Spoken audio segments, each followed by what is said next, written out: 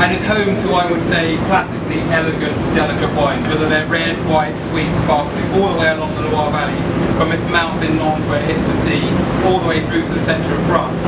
Its cool climate prevails, and it means that almost all the wines that come from it are characterised by their elegant quality. Most of the Loire Valley is grown with Chenin Blanc for its whites and Cabernet Franc for its reds. But by the time you get to the villages of Sancerre and Puy-Fumé, you find really only two grape varieties, Sauvignon Blanc and Pinot Noir. Sauvignon Blanc is a really interesting grape. I do sometimes say, when we talk about wine, it can be confusing because we talk about all these flavours and characters, and they don't necessarily reflect flavours in a grape variety. But if you eat Sauvignon Blanc on the vine, it's one of the few grape varieties that really does taste like the end wine. And I was in Marlborough, New Zealand, blending wine about 4 months ago, and it was really interesting. Harvest was just happening, and you were picking the grapes, and you could taste on the vine exactly the essence of the wine that's going to end up at the end. All those aromatics that we'll talk about in a second start very much in the grape. In a way, Sauvignon Blanc is the simplest grape in the world. It's very varietal, it has a very strong varietal character. It's a grape variety which smells of green herbaceous fruit, very kind of capsicum, bell peppers, green fruit, and if you grow in a slightly warmer climate, sometimes more tropical fruit. And those characters reflect themselves in Sauvignon Blanc wherever you grow. It doesn't respond well to heat. You have to grow Sauvignon Blanc in a relatively cool climate. So it works well in the north of France, it works well on the coast of Tuscany, it works very well in the South Island of New Zealand, where the climate is cool. Because Sauvignon Blanc is not only defined by its flavours, but it's also defined by its acidity. It's a great variety with incredible natural bite and freshness. And for me, that's what makes it one of the most exciting grapes in the world. In Sancerre and Puy-Fumé, historically, they made it in big wooden tanks, which were not intended to give any flavour to the wine because they were old, but they did make a much rounder, softer style of wine. When New Zealand took up the mantle, I would say only 25 years ago, really, winemaking changed. New Zealand is not new to making wine. The Dalmatians settled New Zealand as a wine industry about 110 years ago. It really all began with a massive migration from Croatia and Serbia.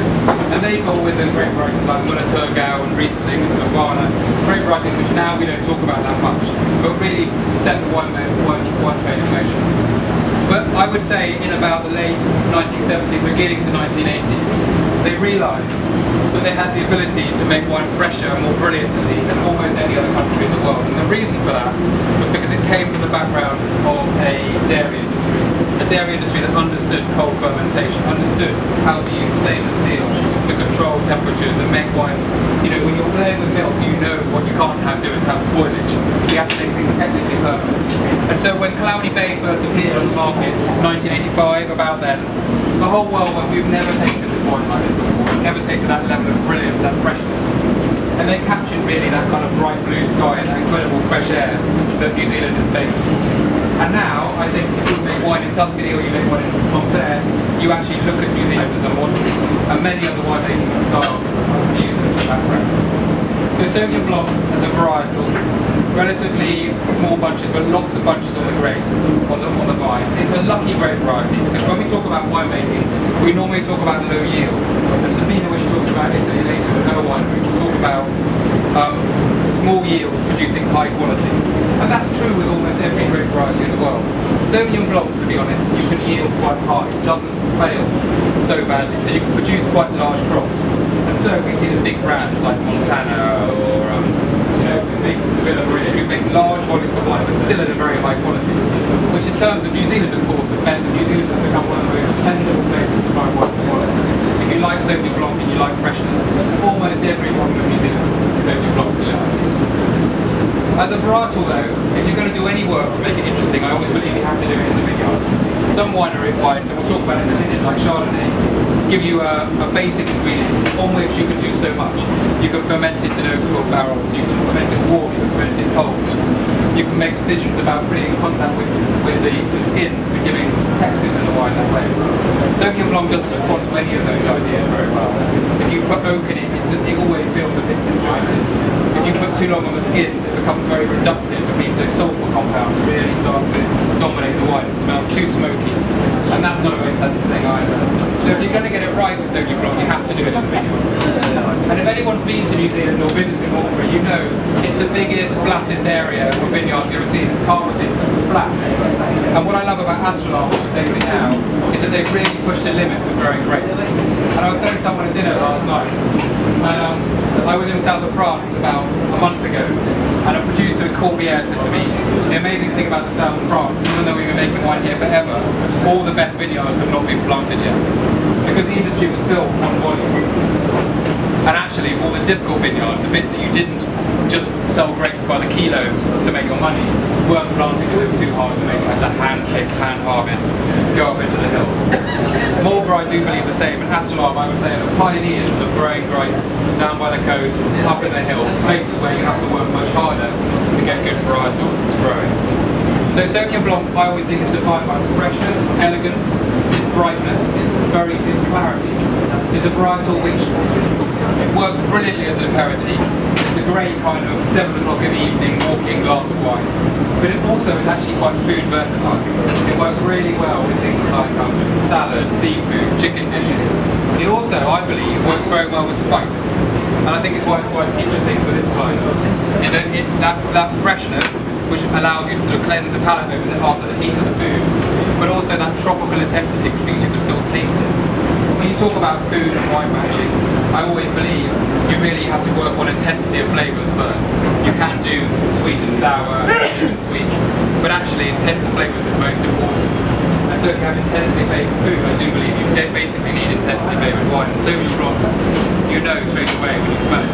When I did my Master of Wine exam, you get given 12 wines blind every day, and it's probably the most terrifying exam you can ever do. I was telling someone earlier that you have to cleanse your palate on the way to the Master of Wine exam. So I was sitting there on the London tube, sort of swilling my mouth with a water bottle full of Muscadet, which my neighbouring passengers thought was a bit strange and thought I was probably just enough money. But it did mean that by the time I got to the tasting, I had a kind of neutral palate and I could appreciate what's in front of you. The one wine you want blind is New Zealand Sauvignon Blanc. Because you can tell it from about 50 metres away, you can smell it, it smells so defined. So Sauvignon Blanc, I think, has great potential. You can't grow it everywhere. It doesn't work in heat. The people that have tried to grow it in hot climates have struggled. I think places like Chile and Argentina, they experiment with Sauvignon Blanc, but unless they're right by the coast, it doesn't really work. Tuscany works on the coast, but the moment you go inland, it doesn't really work. Places like Spain have tried it, but I don't believe it really works particularly well there. But if you get very cool climate, it does work.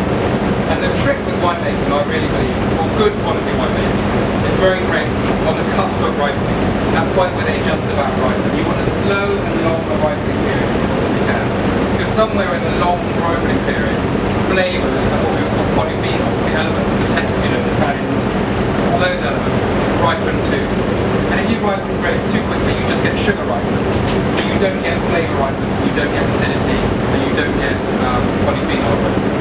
So if you get it right, in those edges of possibility, wine is at its best. And if you think of Bordeaux, right on the cusp of whether wine ripens or not, hence we worry about vintages, but sometimes it's not real. If you think about Tuscany, it's pretty, it's a climate where sometimes the grapes ripen perfectly, but actually some vintages they don't. On the cusp is where wine is growing well, produce the best wine. And Sauvignon Blanc grows best on the cusp, in places like cool climates in New Zealand, or cool climates of some sense. So I hope you enjoyed this. This is Astrolabe is new to this country. Keith is just about to report it. I think it's about 3 weeks away on a boat somewhere. We cross fingers if we spend no time on a port side waiting for too long and gets out to people's fridges as soon as possible. Because its freshness and brightness is what it's all about.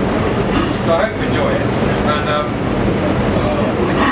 I have a question. Yeah. Go on. Yeah. See, I was in the Undervalley recently, and there they go, the warm weather Sauvignon Blanc. Yeah. And I found that to be very different. Don't you feel this is more of a cold weather grape rather than a warm weather grape? Without doubt. The Hunter Valley is an unusual valley. So if you don't know the Hunter Valley, it's the valley just north of Sydney in Australia. It is warm. I mean, there's no doubt about it. But the Hunter Valley, it does have a very strange climate in Hunter Valley. You get this mist that rolls in from the sea, from Newcastle on the coast all the way up the Hunter Valley into the valley sits over the vineyard, so it keeps it cooler than you might imagine. Very much like if anyone knows California, Honduras. Californian vineyards are always defined by proximity to the sea, and I think it's the same there. But you are right, I do believe, Sauvignon I believe is always happier at home in the Hunter Valley, because it can take the heat better than Sauvignon Blanc. But actually, Sauvignon often gives you the acidity in a Sauvignon blend in the Hunter Valley, but one would naturally imagine it would come from the Sauvignon Blanc. Okay, I got two questions. One is, what is become the Sauvignon Blanc that's being made in India? There are two kinds. One is the Baltic area, the other is in Karnataka. So I don't know if you tasted or not. I haven't. Okay, no, alright, fine. Sorry. No problem. Next time we'll catch you. Yeah. Number two, you said that New Zealand took off because the people had dairy experience. Yeah. Now in India, we have a very good dairy experience. We have, we have done milk revolution or a white revolution. Do you think that people with good experience in dairy industry would make better veterans in India? If new ones are coming, does it help for somebody to be from that industry and work in a winery? Future, Well, okay, so did everyone hear that question? Pretty much. I think it's interesting really. New Zealand has built its wine industry in a technical way. In some people would say it's not a very interesting way. Certainly if you grow up in Tuscany in 6, 7, 8 generations of making wine, it's an evolution. Technology drove the industry in New Zealand. Technology has changed winemaking forever. There are places in the world, many places in the world, which really didn't have the raw material or ingredients to make great wine. But technology has changed all that. So India is an interesting one, and I haven't spent enough time with the vineyards to know. But technology has to be crucial to a climate like this. Not only does it mean that you get the stuff right in the vineyards, and that will be absolutely crucial, dealing with humidity, dealing with fertility in the soils, making sure the plants are not too big, making sure the grapes ripen in harmony. All that is technical know-how too. But in answer to your question, yes, I think you're right. Technology is vital. What I would say is India mustn't fall into the trap that we fell into in the UK. The UK wine industry was set up by hobbies, by people who had the money who didn't necessarily know. So they would plant vineyards in places that they owned or that they thought was right without really doing the proper research part. And then they thought that money was the answer to making it. Site selection is absolutely vital, totally vital. So hobby industries do not work. Lots of money is not the answer. But technical know-how is crucial. So I can't tell you whether the dairy industry is right or wrong, but I would say in the case of New Zealand, it probably was the backbone of why it was left forward as fast as it did. one more thing, could you please tell us what flavors and aromas you have seen in this wine? So a little more depth. Well, it'll be interesting to hear what you say. I think when you talk about flavours in wine, it can be quite tricky. Because often in England, we have lots of journalists in England. Some of them are very good, and some of them wax lyrical with words. And other people, when they taste the wine, go, well, the truth is I don't smell my grandmother's cupboard every time I drink this wine. Yeah. I think we have to be very careful with how we describe wine. I really do. And when I talk about flavours with wine, I really talk about the basics, vegetable flavours, green flavours. And for me, this has got more green flavours. But there is a tropical note in this wine. And I would say lychee. There's a touch of lychee in there. That's that tropical sweet note on the nose. And I pick that up.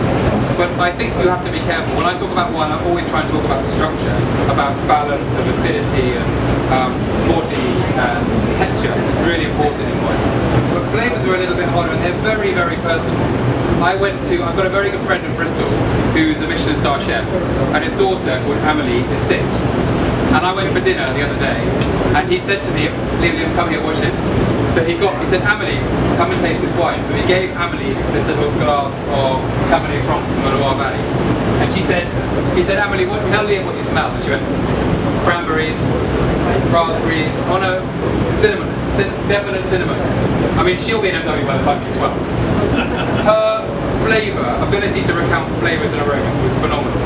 But she has grown up with standing next to her father, who has said, try that as a cranberry, try that as a raspberry, this is what cinnamon, this is cardamom, this is what it is. You can't describe anything unless you know what those flavours are. Recounting flavours is quite a hard thing. And not everybody has that vocabulary or can link it in the same way, nor do I think we recount flavours in the same way.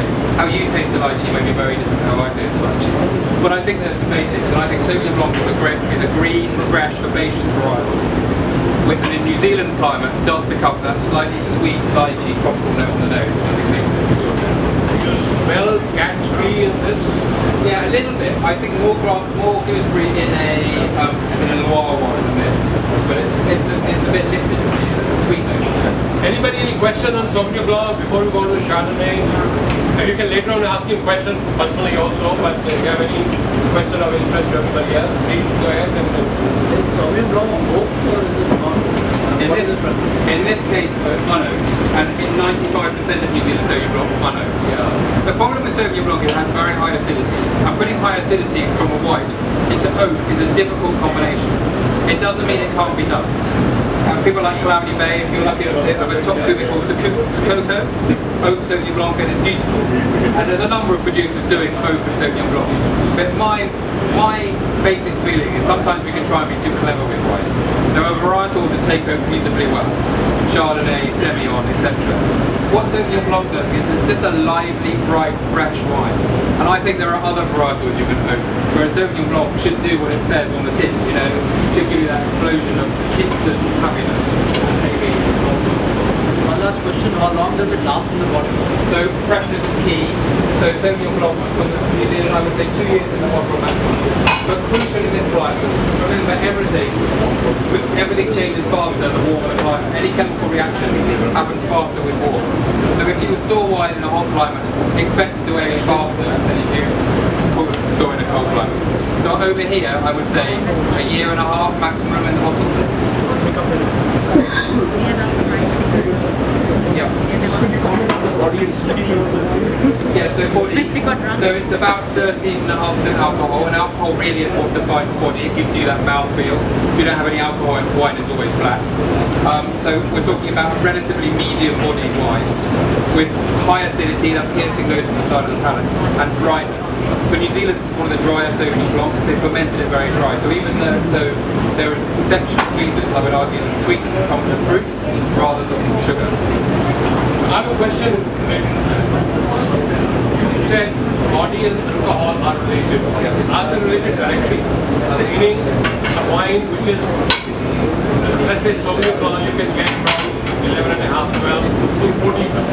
So would you say that 12% alcohol light body, that's 13% medium body, 14% full body? I would say pretty much. I think body is related to alcohol, or at least it's related to viscosity. And viscosity either comes from alcohol or it comes from sugar. So we used to talk about wine and do this, and then look at the legs and go, oh, that wine has got great legs. Like it should mean it's good. It means nothing of the sort. It means it's got viscosity. And that's come from alcohol or glycerin. And they're the things to define it. Now you would say, 50 years ago in Bordeaux, whiteness was a good indicator of quality. So therefore, legs positive. But I think in today's winemaking world, I see no correlation between that. Thank you very much for the first part. We're going to start with the second chapter or subject, Chardonnay